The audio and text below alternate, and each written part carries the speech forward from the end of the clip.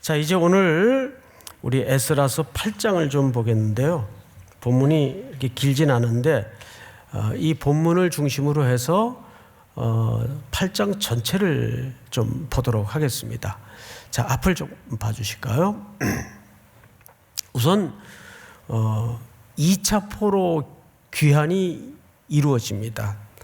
그 중에 하나님께서 이스라엘 백성들의 영적인 상태를 고려해서 이미 1차의 포로 귀환을 했던 사람들의 영적인 상태를 고려해서 학사 에스라를 보내기로 결정을 하죠.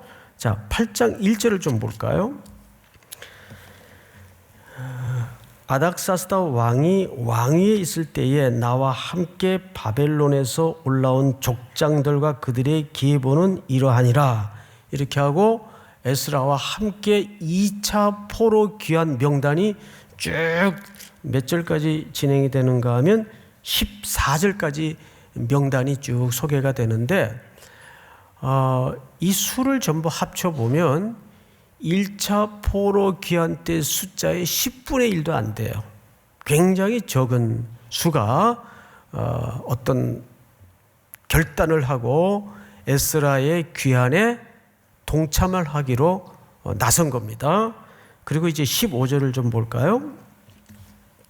내가 에스라를 얘기하겠죠? 무리를 아하와로 흐르는 강가에 모으고 거기서 3일 동안 장막에 머물며 백성과 제사장들을 살핀즉 이렇게 돼 있어요. 자, 앞을 보실까요? 이제 돌아갈 자원에서 나선 1차 포로 귀환에 비하면 10분의 1 정도밖에 안 되는 적은 무리를 아하와 강가에 모았어요. 그리고 3일 동안 장막에 거하면서 여러분 이 죽음을 건 귀한 행렬이 쉬운 길이 아닙니다. 여러 가지 준비해야 될 일도 많고 감금해야 될 일도 굉장히 많겠죠. 생각해 보세요.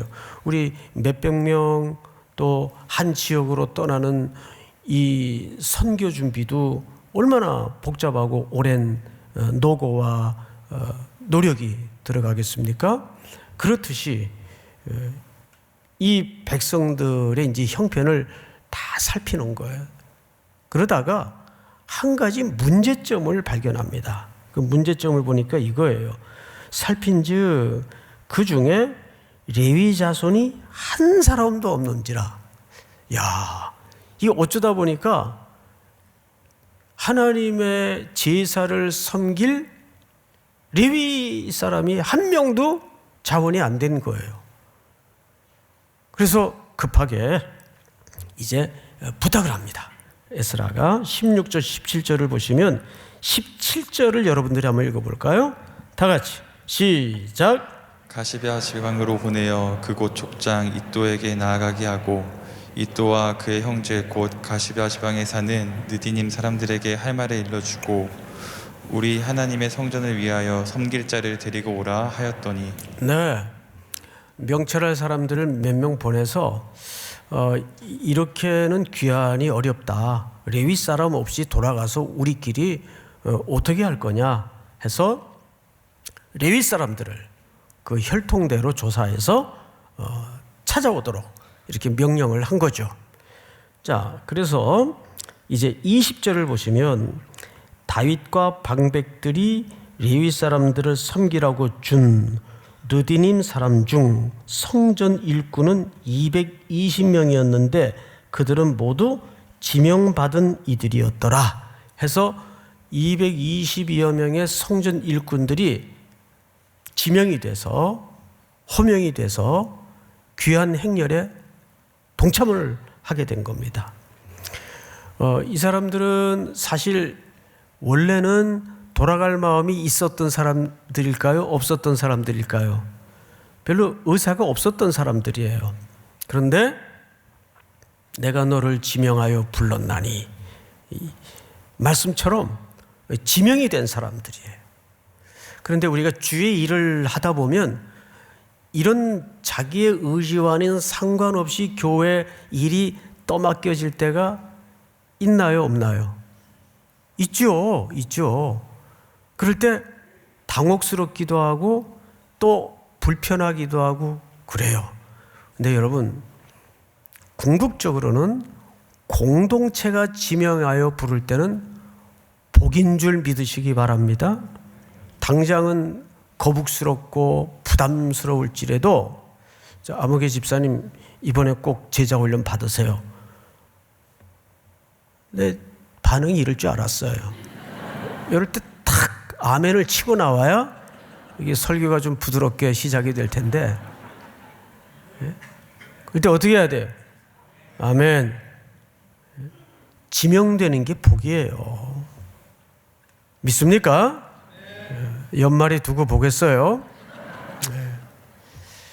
이번에 준장 좀 하시죠. 그리스도 안에서는 뭐만 있느니라? 예만 있느니라. 예만 있느니라. 할렐루야. 네. 여러분, 하다가 못하는 한이 있더라도 아니요, 이 얘기는 평생 내가 안 한다, 이 결심을 하셔야 돼요. 이 사람들은 옳지, 저기 아멘 소리가 나오죠. 이 사람들은 어쨌든 지명이 된 사람들이에요.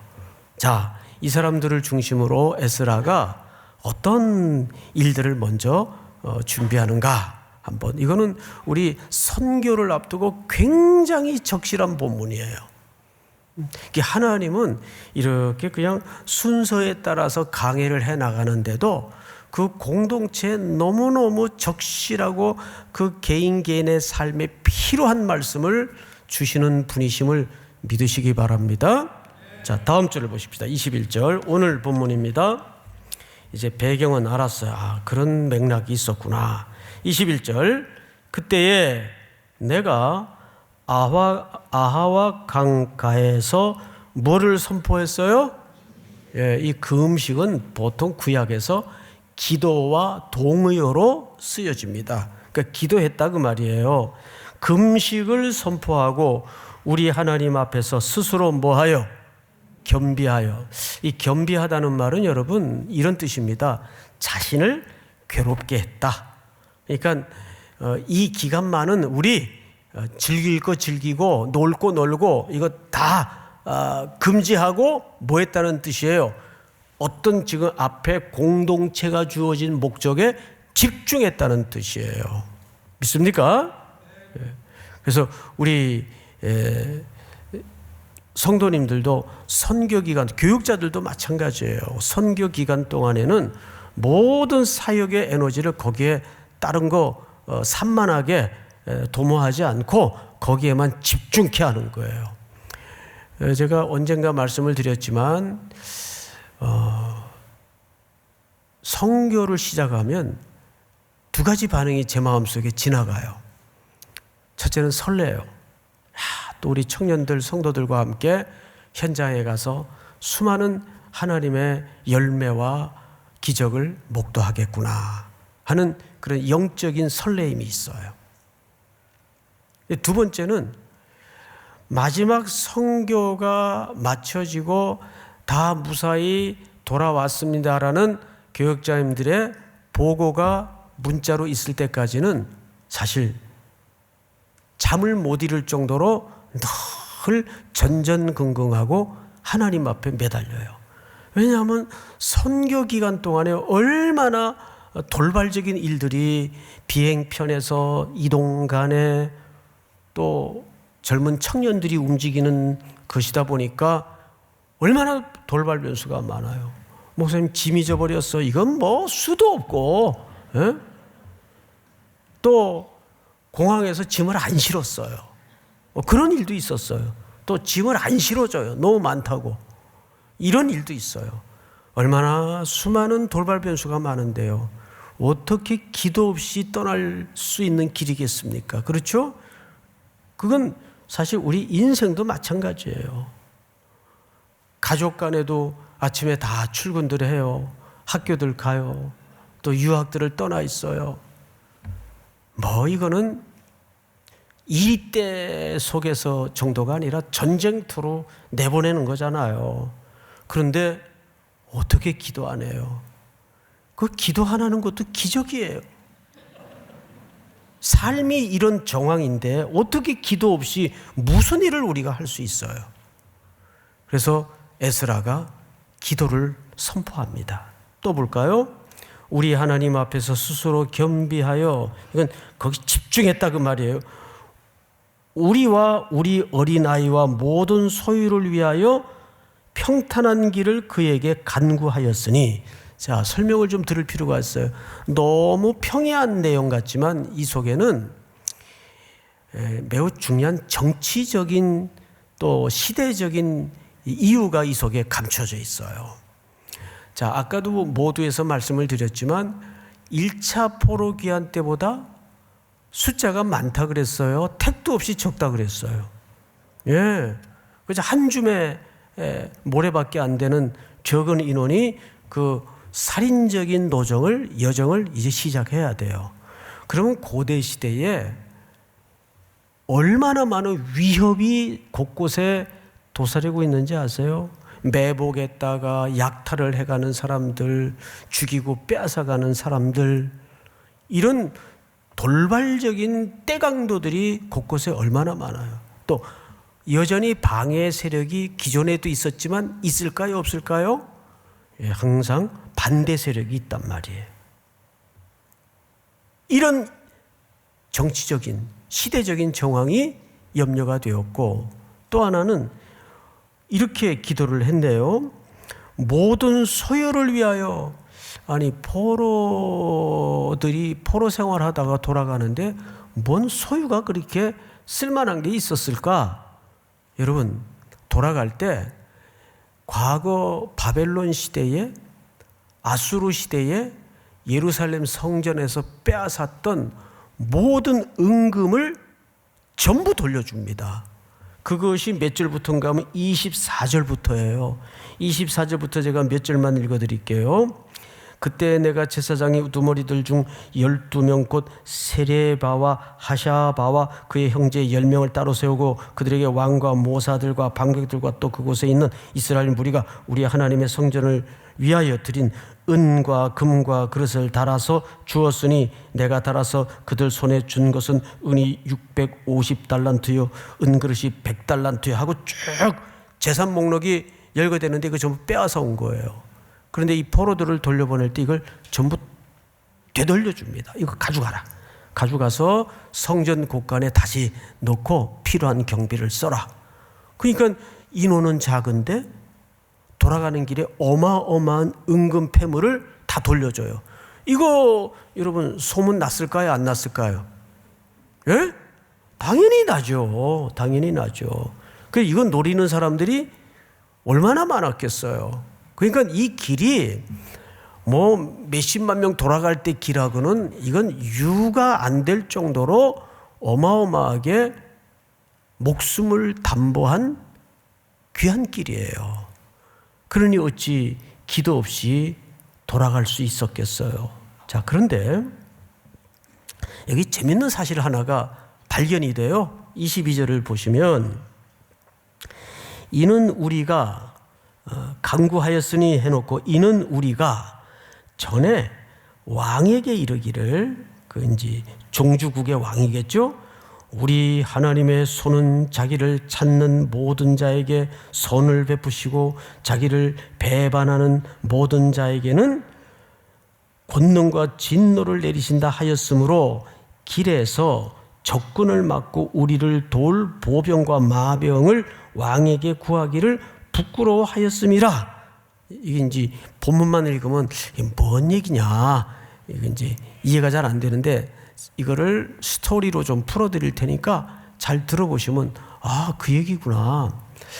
에스라를 포함해서 몇 명이 포로들이겠죠. 당연히 포로들이 왕에게, 아닥사스다 왕에게 항상 입버릇처럼 그렇게 얘기를 한 거예요.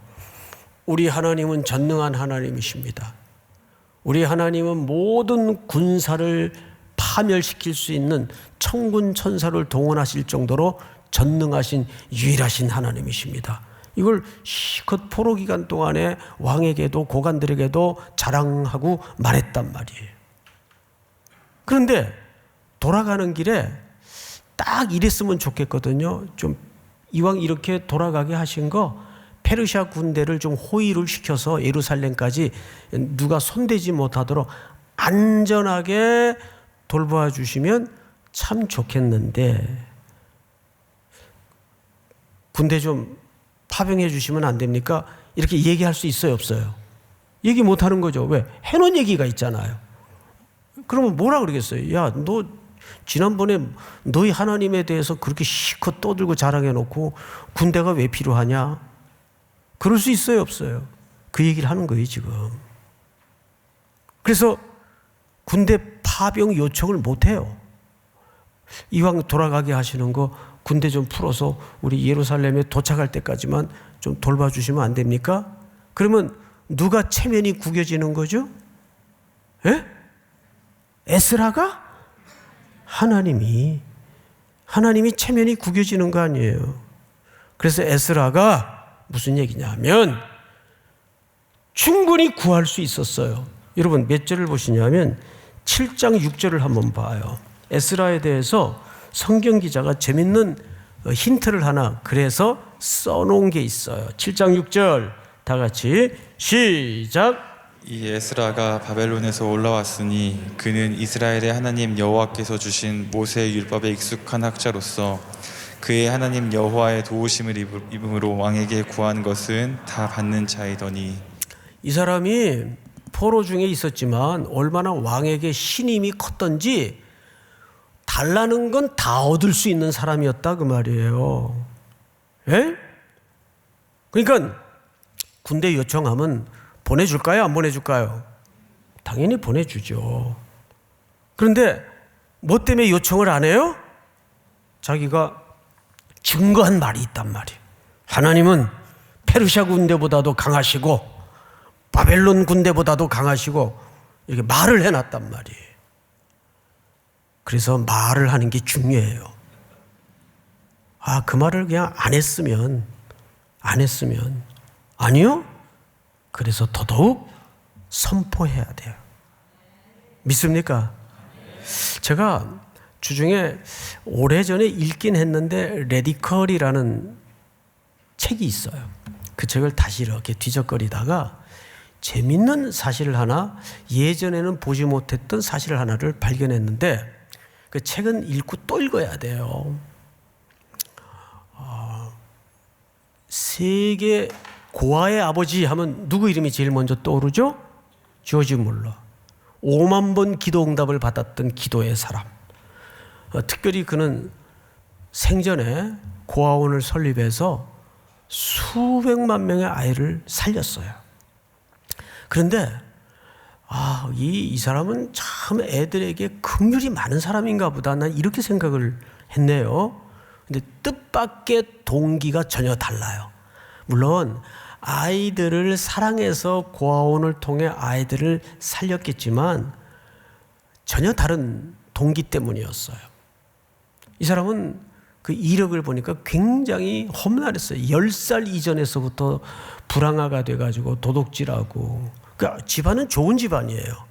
근데 좋은 집안에서도 돌연변이가 나오긴 나와요. 그러니까 도둑질하고 19살에는 결국 감옥에 들어가서 고생하다가 죽을 병에 2번씩이나 걸리고 그러다가 예수님을 영접하고 사람이 확 바뀐 거예요. 그래서 브리스톨의 성자가 됐죠.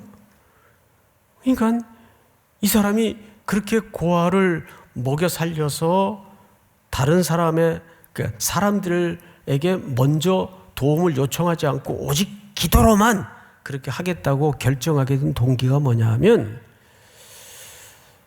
나를 비난하고 하는 건 다 좋은데 하나님을 욕하고 비난하고 불신하는 이 세태에 대해서 이 사람이 마음에 불이 붙는 것 같아서 견디질 못했던 겁니다. 좋다. 내가 하나님의 아들로서 자녀로서 하나님이 전능하시고 하나님이 살아계시고 하나님이 반드시 자기의 자녀들에 대해서는 역사하시는 분이라는 것을 내가 증명하겠다 해서 아이들 먹여 살리는 고아원을 설립했는데 그 아이들을 위해서 한 번도 누구에게 가서 손을 내민 적이 없어요. 그냥 정말 기도만 한 거예요. 그 수많은 아이들을 먹여 살리는데. 그래서 이분이 5만 번 이상의 기도 응답을 받았어요. 그리고 마지막까지 자기가 꼭 회심시키고 싶었던 5명의 친구가 있었는데 마지막 5명까지 그리스도를 영접케 하는 응답으로 숨을 거두어요. 90이 넘는 긴 생애를 살면서 그는 늘 숨 쉬는 것도 기도, 앉으나 서나 기도였어요. 그러니까 그가 고아를 먹여 살리는 자애로운 마음으로 시작한 것도 동기 중에 하나이지만 더 숨겨진 동기는 하나님의 살아계심을 선포하고 증명하기 위해서. 믿습니까? 우리가 신앙생활의 눈금을 만들어가는 데는 이런 선포가 필요합니다. 분명 내가 행정적으로 도움을 받는 거 죄 아니에요. 군사적으로 도움을 받는 거 그거 잘못된 거 아니에요. 그러나 그러면 그냥 사람의 일이 되고 말고 평범한 일이 되고 말아요. 그러나 그때 그런 도움을 일절 끊고 오직 살아계신 하나님 앞에만 구하는 메시지를 가져야 돼요. 그것이 우리의 오늘 너무 투쟁력을 잃어버린, 야성을 잃어버린 신앙의 요인이 아닐까. 특별히 선교를 출발하면요, 예상치도 못하고 예기치도 않았던 일들이 얼마나 많이 일어납니까? 정말 믿음의 역사를 보는 거예요. 하나님이 살아계시구나 하는 것을 선교 현장도 목독해 만들고 선교하는 사람도 보게 만드는 겁니다. 그래서 그것을 세상이 알도록 전하는 거죠. 이 신앙의 용기가 필요한 거예요. 이번 주 한 주간 동안은 내가 분명 세상 의지에서 방법을 동원해서 할 수 있는 일이지만 내가 하나님께만 의지해서 하겠다라는 그런 믿음의 선포가 무엇이 지금 당장 있어야 되고 필요할까? 그걸 찾으세요. 믿습니까? 그렇게 해서 자, 다시 8장 몇 절로 돌아가시냐 하면 23절로 돌아가서요. 다 같이 시작. 그러므로 우리가 이를 위하여 금식하며 우리 하나님께 간구하였더니 그의 응답하심을 입었느니라. 아멘. 그러니까 이렇게 결론을 맺으면 안 되죠. 기도했더니. 내 기도가 조건이 되면 이미 그 기도는 행위가 되는 거예요. 기도했더니가 아니에요. 사실 저는 제가 기도한 내용도 잊어버려요. 그런데 어느 날 나는 포기하고 난 잊어버리고 있는데 하나님이 덜커덕 허락해 주시는 걸 보고 이거 내가 기도했던 거지. 막 창피할 때가 많아요. 정말 그런 게 많아요. 그런데 간구했더니 하나님이 응답하신 거는 표면적으로는 맞는 문장인데 성경 전반에 걸쳐서 끊임없이 뭘 8장에다가 감추어 놓는지 아세요? 자, 보십시다. 18절. 다 같이 읽습니다. 18절. 시작. 우리 하나님의 선한 손에 도우심을 입고. 자, 우리 하나님의 뭐를? 선한 뭐에 도우심을 입고? 손에 도우심을 입고. 또 22절. 이는 우리가 전에 왕에게 아뢰기를 우리 하나님의 손은 이렇게 얘기했었단 말이에요. 그러니까 말만 해도 하나님은 듣고 계세요. 그래서 결국 31절 다 같이 읽습니다. 시작. 우리가 아와 다시 시작. 첫째 달 12일에 우리가 아와 강을 떠나 예루살렘으로 갈새 우리 하나님의 손이 우리를 도우사 대적과 길에 매복한 자의 손에서 건지신지라. 아멘. 기도 응답이지만 그 기도 응답을 뭘로 하신 겁니까? 하나님의 손이 우리 손을 붙잡고 자 가자 해서 일일이 하나님이 하나님의 손을 작용해서 힘을 쓰셔서 움직이셨는데 우리는 우리 손으로 한 것처럼 오해를 할 수가 있다 그 말이에요.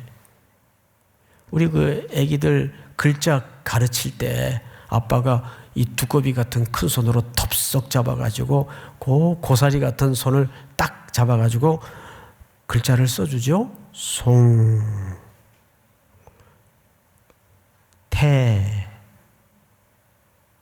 은자 나오면 또 뭐라 그럴까봐 태, 근 써요. 근데 글자가 멋있게 됐어요. 그러면 이거 아들이 쓴 거예요. 근데 실제 누가 쓴 거예요? 제가 쓴 거죠. 제가. 아빠가 쓴 거죠. 똑같은 이치예요. 우리의 삶의 모든 원리가. 믿으십니까? 내가 기도해서 응답받은 것도 아니고 내 진심과 열심히 만들어낸 결과도 아니에요. 하나님의 손이. 믿습니까? 우리 다 일어나십시다. 전능하신 나의 주 하나님, 우리 힘있게 찬양하고 선교를 출발했으면 좋겠어요.